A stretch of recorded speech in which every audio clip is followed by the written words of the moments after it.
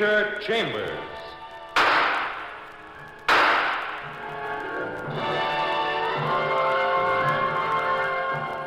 Created by Henry King, transcribed and starring Dane Clark.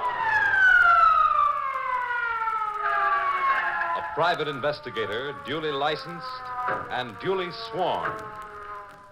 Peter Chambers.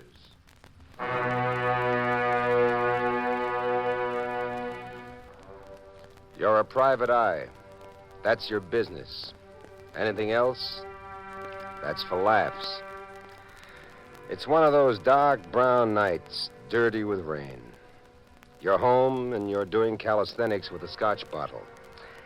It isn't so much that you enjoy a drink, but after all, you're a private eye. You might get waved out of the league if you didn't keep in practice. You're contemplating a warm shower and an early go to bed when...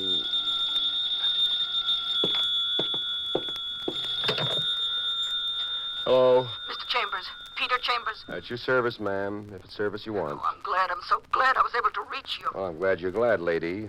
What is it, please? My name is Doyle. Mary Doyle. I own a rooming house at 801 West 53rd. That's quite near. Perhaps 10 minutes from where you are. Now, look, Mr. Chambers, it's kind of a bodyguard job for tonight. Tonight? Oh, lady, it's murder tonight. It's pouring rain. I know it, sir, but it's kind of an emergency, sir. Oh, it better be. $100,000 in cash. She's got $100,000 up there. Oh! Hello? Hello?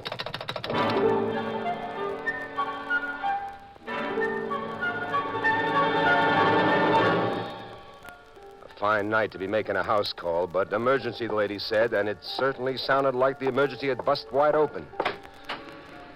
So, you're fighting the rain, making tracks for a rooming house at 801 West 53rd. And then you're there. And you shove at the buzzer. And you get no answer. And you turn the knob, and you're inside. Inside is a spacious downstairs room. A flight of steps going up. There's a phone on a corner table, and its receiver is dangling. And there's a lady seated in front of it. About 40, red-haired, buxom, quite attractive if you're thinking in large terms. She's wearing silk lounging pajamas with shoes to match, and she's out like the proverbial light. You go to her quickly, and you slap her back to life. All right, there. Come on, stop. come on. Stop. Easy does it, lady. You coming around now? Oh. All right? Yeah. Oh, somebody slugged me, but good. Miss Doyle? Or is it Miss Doyle? Yeah, Miss Doyle. What are you doing here? Who are you? Peter Chambers. You were talking to me on the phone. Oh, good. Look, I'll be with you in a moment. Wait a Please minute. don't go Hey. away.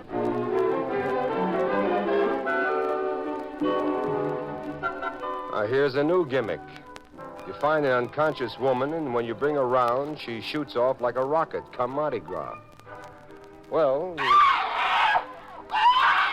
screams to a private detective are like spurs to a racehorse. You fly up the stairs, and you find Mary Doyle in a room with an open door. And there's a lady on the floor, quite rigid. And near her, a small instrument of large consequence, a nickel-plated revolver. Dead. She's dead. They shot her. There's the gun. Don't touch that. But the gun. Just leave that lie. Now, what's all this about? Just a minute. Well, what are you looking for now? A little black bag. Little black bag. What's that got to do with this There whole... was $100,000 in it, cash money. And it's gone. Look, one thing at a time, lady. Who's the corpus delicti? Al Godino, And who that? an opera singer from Italy. She was here in this country for a year. Oh, Algodino. Oh, great soprano. What was she doing here? She didn't like hotels.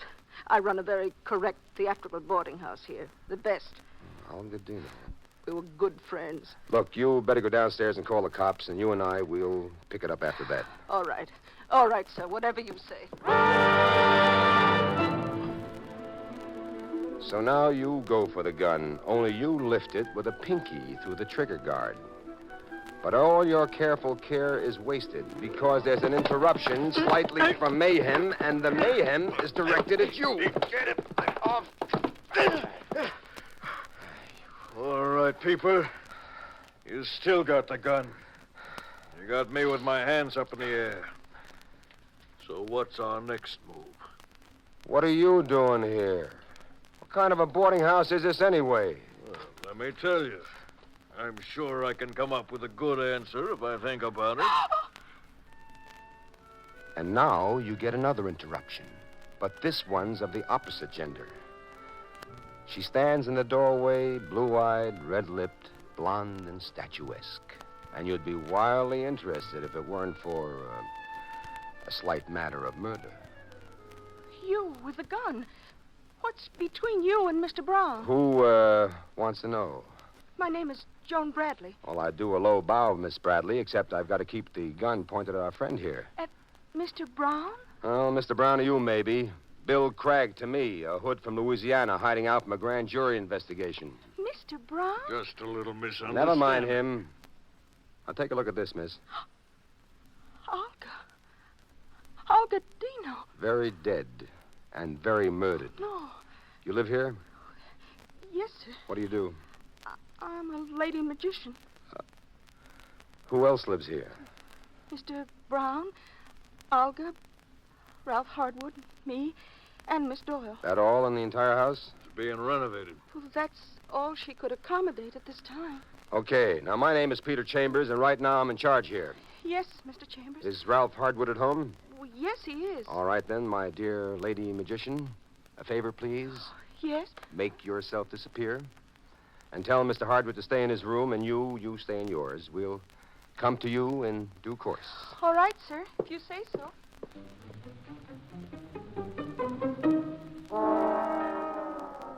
And now you're alone again with a corpse and Mr. Bill Craig sporting around under the name of Brown in a theatrical boarding house in New York. Bill Craig, tall, rugged, shrewd, and rotten as a wormy apple. Any questions, Peeper? Oh, a lot of them, pal. Well, as you know, I'm hiding out from a little heat in New Orleans. So I'm here as Bill Brown, retired actor. That's a crime? I don't know. Maybe it ain't. But what's with jumping me and tussling for that gun? Simple. It's my gun. Hey, that's a pretty frantic admission for a wise guy. That figures to be the heater that deheated Our Lady here. I got the same figure. So? It's my gun, period. Took a look at my suitcase a couple of minutes ago. My gun was lifted. And I'm coming down past this open door, see the dead dame, see you with a gun, and it begins to add. Maybe I lost my head. But I can't use trouble, brother. And how I can't use trouble. Where were you this evening? Took in a movie. Lousy one. Cops and robbers. When'd you get back? About a half an hour ago. Ask Miss Doyle. I called down for coffee maybe 5 minutes after I got in. You know anything about a little black bag? Yeah, sure. Know what was in it? 100,000 cash bucks. How do you know? Everybody in this house knows. Look, Bill, you didn't kill this dame, did you? No? But I got a hunch that whoever did used my gun to make it look like I did. This, Joan Bradley, did she know about that little black bag? I told you, everybody knows. What am I wasting my time with you for? I can get the same information and she's prettier. It's your time, Peeper.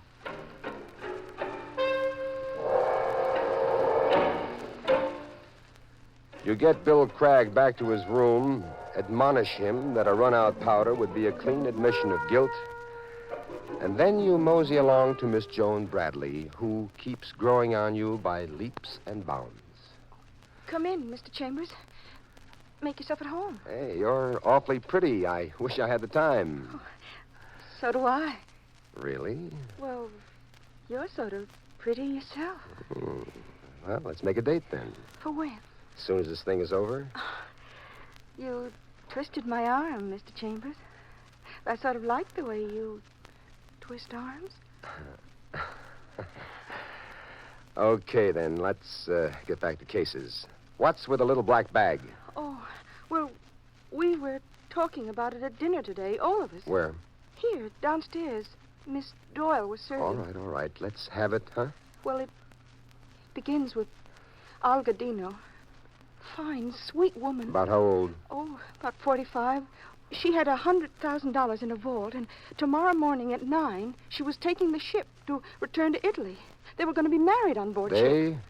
Who's the they? Olga and Ralph Hardwood. Same guy that lives here? Yeah, they met here. Young English actor. So? So, she drew the money out of the vault today. She was taking it with her, and she had it in that little black bag. Everybody in the house knew about it? Oh, that was Olga, sweet and trusting. That was the way she was. Never had a bad word for anybody, never a bad thought. She felt that the money was just as safe here as in the bank vault, but Mary, Miss Doyle, kept after her all day. Kept after her how? Well, Mary Doyle insisted that Olga hire somebody, sort of a custodian, bodyguard, somebody properly trained and equipped to act as custodian until tomorrow morning when they got to the ship. She kept after her all day. And by nighttime, she probably convinced her. Meaning what? Meaning me. I don't understand. It'll be explained to you. There'll be lots of cops here shortly. Uh-huh. Pete Chambers, come on down here.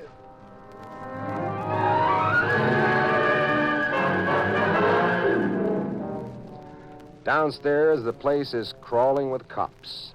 Detective Lieutenant Louis Parker, friend and gentleman, is in charge.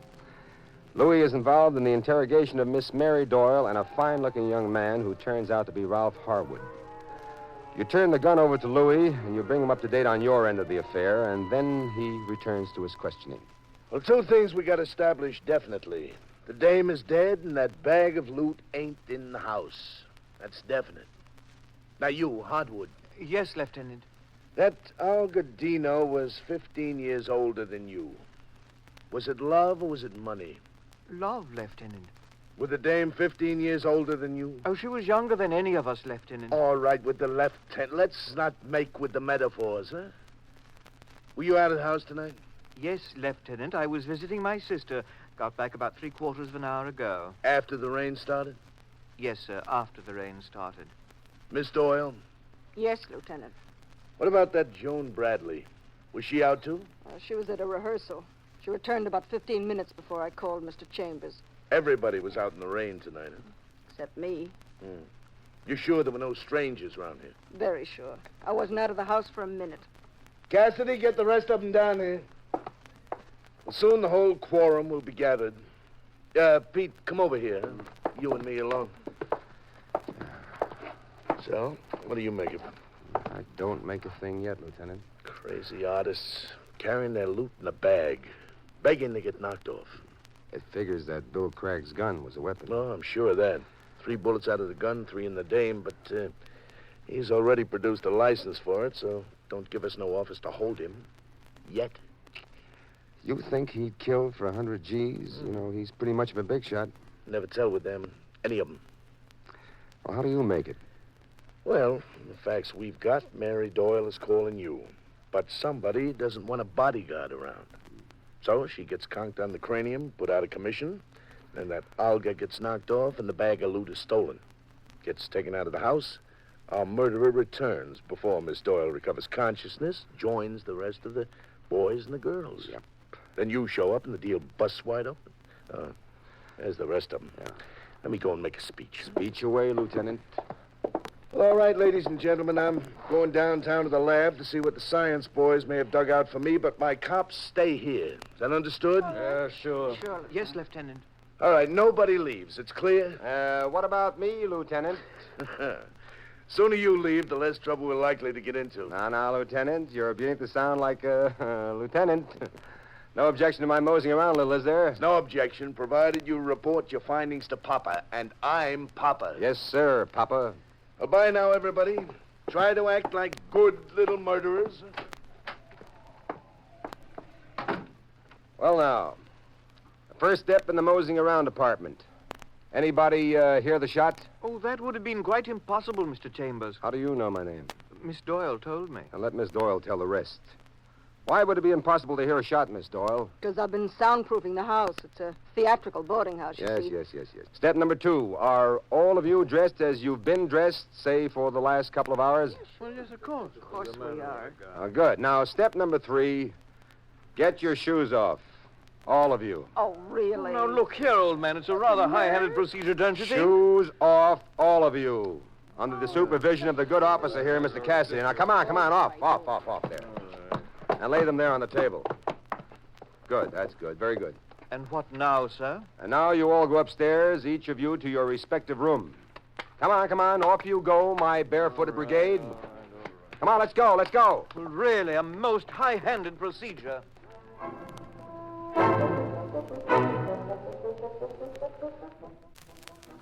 And so, under the rather astonished eyes of Parker's policemen, you do the old Sherlock. You examine the shoes. You feel them, you touch them, you bend them, and you put them back. Then you wriggle into your raincoat and you wave goodbye to the taciturn gentlemen of the law.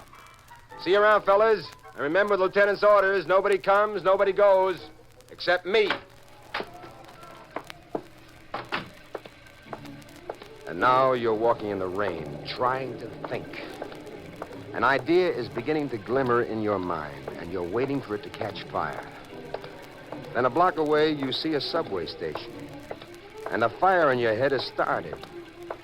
You jog down the subway steps, but you're not going anywhere. You've got no train to catch. And downstairs, you see an object of interest, a tall section of public lockers. You go near and insert your dime, but you don't check a thing. Then you prance up the stairs and you make for the nearest tavern and a couple of drinks, but this time they have a purpose to ward off pneumonia because you're wet through and through. And then you're back in the boarding house and you're greeted. Well, the return of Sherlock Holmes. Parker's got them all downstairs again, but none of them are wearing their shoes yet. My orders. Look, my dear friend, I like my murder suspects wearing shoes, if it's all right with you. It's not all right with me. Not yet, Lieutenant. Boy, when a private eye goes nuts, it's a matter for the paddy wagon. Look, I'm just trying to put two and two together, Lute. You certainly got a crazy way of adding, boy. I'm attempting to produce the murder of Algodino. Well, produce away, detective. Pray don't let me interrupt. Well, sir, first off, we've got motive. 100,000 motives, all green, and all stuffed into a little black bag. Right. Also, we've got a small but select group. Granted. So when do we produce a murder? Gently, Lieutenant, gently. Come here. Dig these shoes. Jay, I'm a hipster. I dig these shoes. The most. Notice? They're all damp. What did you expect them to be? Dry? It's pouring out, remember? Contain yourself, Lieutenant. I am contained. All right, let's get back to the beginning. Mary Doyle called me on the phone. Purpose? To protect Algodino's little black bag. Yeah, and the killer heard her and had to act fast. He slugged her, then knocked off the opera singer, then clipped the bag all before you got here. How long did it take? About 10 minutes. Okay, so what's with the damp shoes? Joan Bradley's figured to be damp. And mine, didn't they? Didn't mine? Why don't you No, simmer down? He's right, Lieutenant. His figured to be damp, too. And so did Bill Craig's. They were all out in the rain. But not Mary Doyle. What? You weren't out of the house. Were you, Miss Doyle? That's what you told the lieutenant, remember? Not for a minute, not you. What are you trying to say? I'm asking you to explain why were your shoes wet? Now, look, you're not going to push me around with your smart aleck private cop politics. Maybe the shoes are wet. So what? I got a leaky pipe in the kitchen. The floor is damp. Oh, that's a hot one. Explanations for wet shoes. Look, your brother. shoes are wet from the rain. That's a lie. Were you out in the rain, Miss Doyle? Absolutely not. Oh, yes, she was. Can you prove it, Pete? Certainly I can prove it. But she's the one that called you. The one who was most worried about that opera singer and her lute. Strictly a cover-up, Lieutenant. Let me do it right side up for you. First, she knocked off Algodino up there with the door closed in the soundproof room. And then she called me. Lie! Either you be good, lady, or I'm going to have to put you under restraint. Let me get you straight, Pete. According to you, she sort of conked herself on the head. You found her like that, supposed to be unconscious. And she made sure to leave the outside door unlocked so I could get in. And you got here during that 10-minute period from the time she called. That's when she got her shoesies all wet. You're going to have to prove those statements, Mr. Wise Guy, because I'm going to sue you. I'm going to drag you into court and teach you a lesson. It's about time one of you guys got a lesson. Shut up, lady. Will you please shut up? Now, wait a minute, Pete. About the shoes. She could have changed them, couldn't she? No, she couldn't. They're lounging shoes that go with her outfit. If she changed the shoes, she'd have to change the entire getup. She simply didn't have the time. Remember? 10 minutes. So? So she wiped the shoes as best she could, which left them damp. Yeah. She had to work fast in those 10 minutes. While you were down in the lab with your bright boys, Lieutenant, I was out in the rain figuring angles. What did you come up with? A subway station. What? There's a subway station a block from here. Downstairs, they've got a flock of those dime parcel check boxes. Now, that figured to be the closest drop. Remember, she was in a hurry, so she checked the little black bag. That's a lie. Oh. Check boxes have little keys. I got no key. Search me. Search the house. There'd be no key here. Backing down, huh? Figured I'd break down under your phony third degree. You want to know why? Why what? Why there's no key here? Yeah. Why? Tell me why. Because I've got it. See? Right here. In my hand. What the heck is all this about? She used the oldest gag in the world. Probably thought it was new because she dreamed it up. They all do. Who all do? Amateur criminals. Sure, she didn't keep the check key on a person. Too risky. Instead, she put it in an envelope and she mailed it to herself. The old maileroo. It's a lie. Miss Doyle, you made one mistake. Under certain circumstances, mail can be intercepted. And that's exactly what's been done. You see this key? That's the final bit of evidence that's going to fasten you to the electric chair for murder.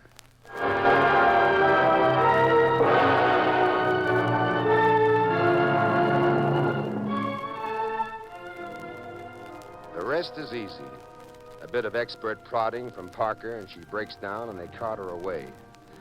The police open that panel of lockers and find a little black bag. Downtown, she confesses that she mailed the check key to herself, care of an aunt in Brooklyn. And 1 hour later, you and Miss Joan Bradley are at your place, munching corned beef sandwiches and drinking beer. You've kissed her a couple of times, but you've gotten very little response. So you ask why. Because when my mind is troubled, I can't concentrate on kissing. But what's troubling you? That malarkey about intercepting the United States mail. Malarkey is precisely correct. Mary Doyle was a type who would fight back until you had her convinced.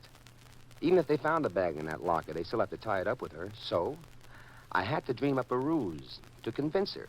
But where'd you get the key? That wasn't the key. It was a key, but of exactly the same type, out of exactly the same group of check boxes. I went there, I paid a dime, I checked nothing, and came away with the convincer. Very good. Very good indeed. Thank you. And for all that work, not even a fee. Well, everything isn't measured in dollars, my sweet. You've got all the right answers. Come here. Your mind still troubled? No, sir. Not a trouble in the world. Can you concentrate now? Try. Find out.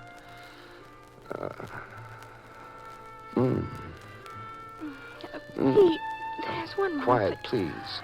Man at work.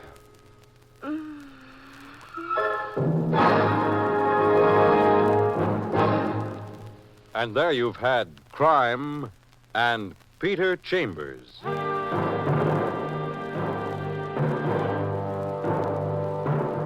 Dane Clark was starred as Peter Chambers. Crime and Peter Chambers Transcribed was created and written by Henry Kane. Bill Zuckert was heard as Lieutenant Parker with Bryna Rayburn and William Griffiths. It was directed by Fred Way.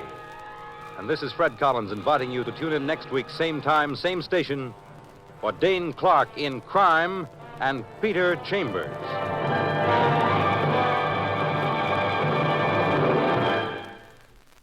This is the United States Armed Forces Radio and Television Service.